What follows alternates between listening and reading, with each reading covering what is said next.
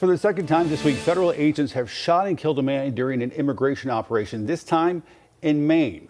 NBC's Alice Barr has more on why ICE claims the officer opened fire and the growing demands for answers from lawmakers.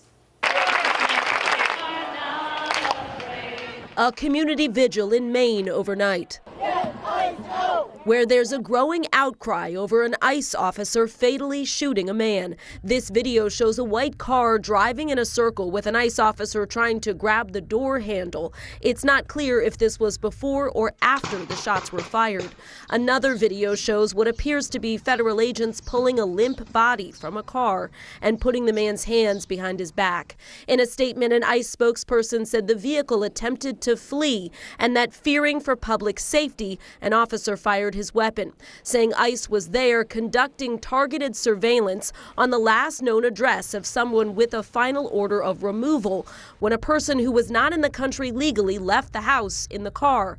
But Maine Independent Senator Angus King says the Homeland Security Secretary told him the intended target is not who was killed. The person they were after was not the guy they ended up shooting. And then, as you say, the statement does not allege that the officer felt that he was in danger. Two immigrant rights organizations tell NBC News the man killed was a 26-year-old from Colombia who was authorized to work in the U.S. and had been issued a Social Security number. Authorities have not publicly identified him. The ICE officer was not wearing a body camera, also the case in another recent fatal ICE shooting in Houston, where Homeland Security says the man weaponized a vehicle against officers, though some Texas officials question that, adding that man had lived in the U.S. for 35 years and was also not ICE's target.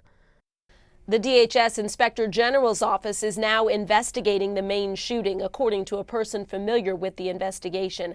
It comes as ICE is ramping up its arrests nationwide.